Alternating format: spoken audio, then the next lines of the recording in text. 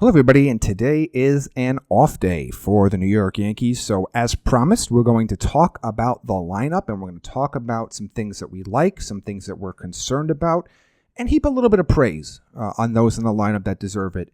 You know, the Yankees head into their off day. They are 15-10 and near the top, if not at the very top of the American League as we head into weekend play. And I think there's a really interesting dynamic that's taking place. And I want to go through the lineup 1 through 9 based on where guys have been typically hitting.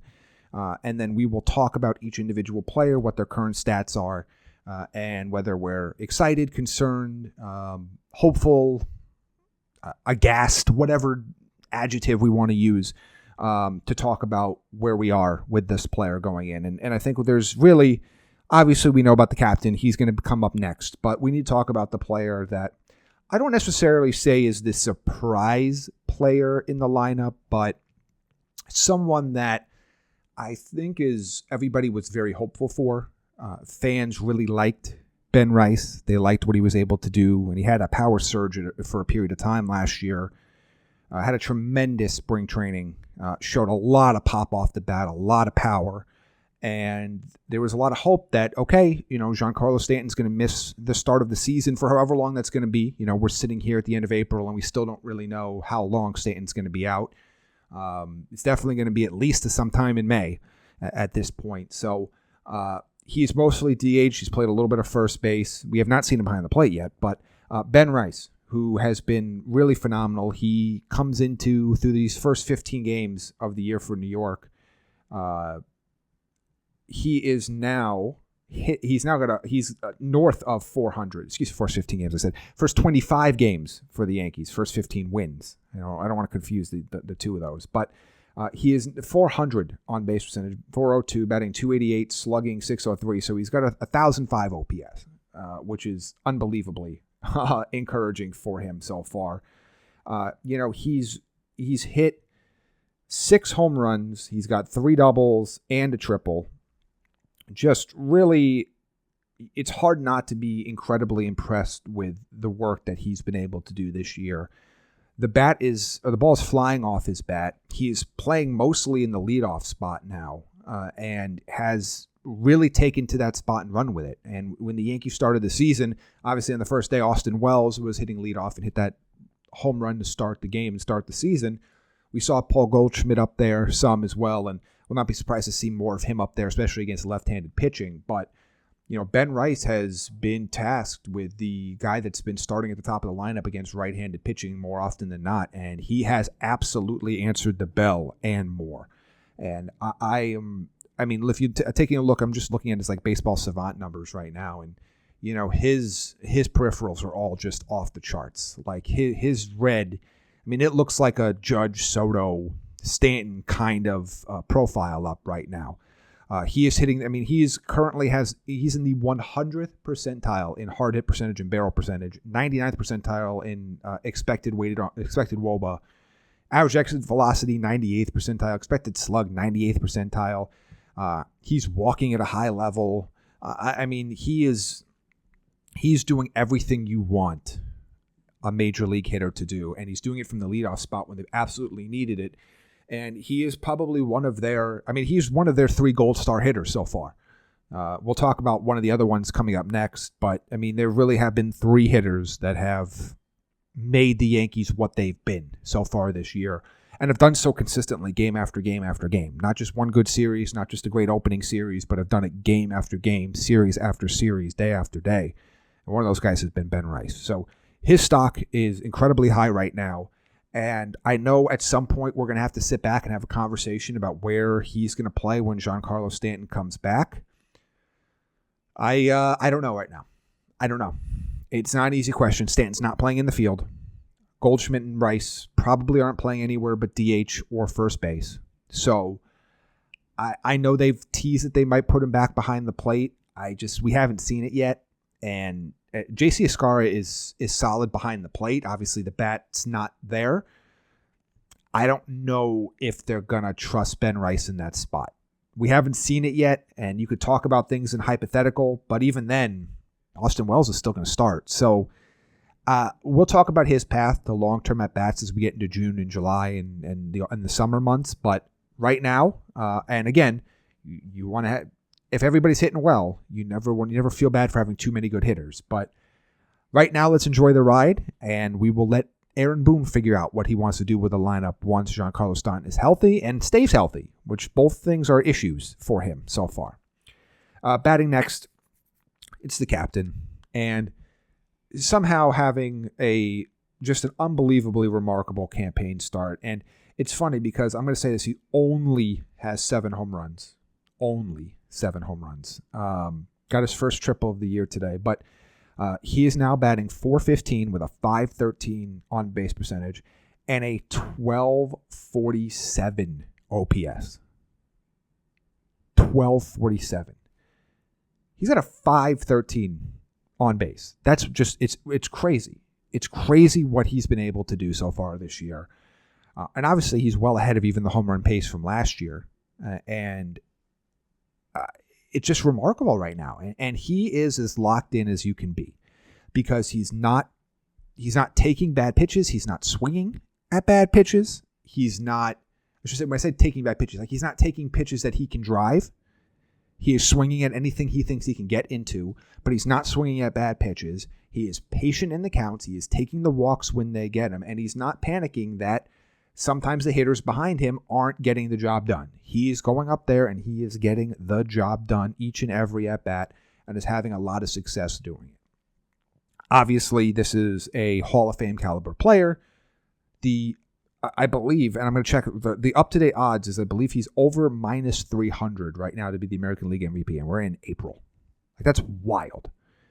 Like, I'm checking on I want to do like a live check right now to be the American League MVP. Yeah, minus 500 to be the American League MVP. It is April 25th. That's ridiculous. It really is. Some damn good players in the American League. That's ridiculous. And so is he. So I guess he fully deserves it at this point. And I don't know what more there is to say about Aaron Judge other than he is nobody is ever going to wear 99 in pinstripes ever again. Just, it's as simple as that. Cody Bellinger, kind of a rough go. And it's interesting because he did have that solid start those first 2 games against Milwaukee where he goes, 4 for 7 with a walk, and he was on base a lot. And then he has, I believe he has one multi-hit game since that second game of the season. He missed a little bit of time here and there with a sore back, bad chicken wings, all that kind of thing. But he's down to 177, 236 on base. His slug is under 300. Yeah, that's not good enough. And the Yankees, and we're going to talk about this with some of the other guys, it's like there are a few guys that probably need to drop in the lineup, but there's not really enough guys that you want to push up the lineup right now. And, Bellinger's been hitting a lot second, third, fourth, so he's been hitting in the top half of the order and just not providing much of anything. He's not walking a ton. He's not driving the ball. He's not making contact a ton. His defense has been really solid in the outfield for the most part. He had a tough misplay on Wednesday afternoon, but he also had a phenomenal play to end the game on Wednesday afternoon. And he's made some great plays. He made a game-saving catch in right field in Yankee Stadium several days ago. So he's earning his keep in the field, which is going to be the topic for another player on this list. But the bat's not there yet. I'm hoping, as the weather gets a little bit warmer, as the Yankees continue to play some more home games with that short porch, that he will kind of get things turned around a bit. This is a player that has kind of had a little bit of a roller coaster of a career. You look back at his first 3 years with the Dodgers compared to his next 3 years. It's a massively different player. Really showed some good signs in his first year with the Cubs, regressed a bit last year, and basically got him to, get traded to the Yankees for nothing. Obviously after they trade for Tucker, but they basically, the Yankees gave him Cody Petit, who they DFA'd before the season. So really they kind of just did a salary dump for him. So far, not so good. So I hope this is not the Cody Bellinger from, that 2020 to 2022 Dodgers Cody Bellinger that the Yankees have on their roster, but it's not been a good start. So let's kind of hope as the weather warms up and he continues to get some more opportunities that the bat heats up, because right now he's a hole in that lineup, and he's a hole in a key spot. But one player that hasn't been is Paul Goldschmidt, who's been just absolutely phenomenal this year for the Yankees, batting .383, 433 on base, 489 slug. I know he doesn't have, a ton of extra base hits. He's not hitting for, he ends up hitting, let's see where he's at the moment for extra base hits. So he's got 7 extra base hits so far, or 8, with the home run. So only 1 home run, but 8 extra base hits. He's got 7 doubles. He had 2 doubles on Wednesday against Cleveland. But you know what? He comes up in professional at-bats. He's driving in runs. He's getting hits. He's pushing the ball the opposite way when he needs to. He's doing everything that the Yankees could ask of him and more, and he's been playing pretty solid defense at first base. So it's been, a phenomenal addition. Christian Walker has been struggling.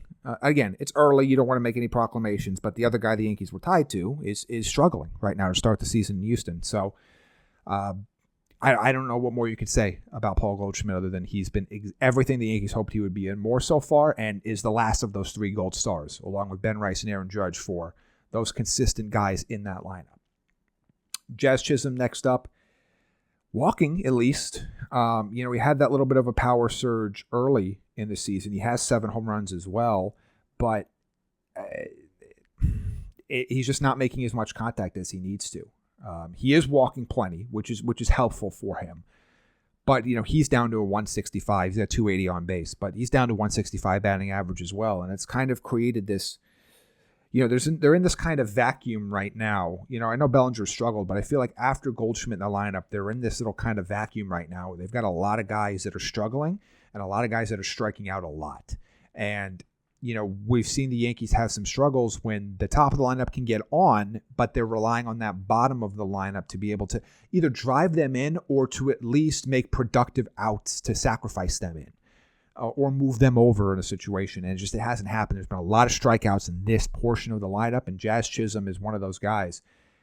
He's already up to, what is he up to now? He is up to 33 strikeouts in 25 games this year. I mean, that's a pretty high number. And they need him to get back on track. And as they do this next guy, Anthony Volpe, who I want to have a little bit more of a prolonged conversation about, he's up to 31 strikeouts now in 25 games. Struck out 4 times against the Cleveland Guardians on Wednesday. And, he's now down to, below the Mendoza line. He's below 300 OBP. He's below 400 slug.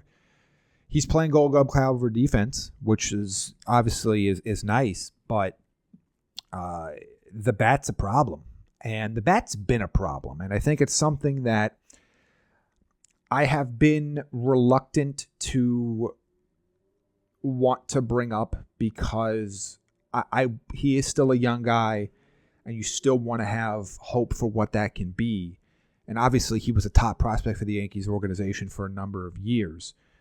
However, you have to start looking. This is now year 3 where he's basically playing a full season. He played 159 games in 2023, 160 games last year.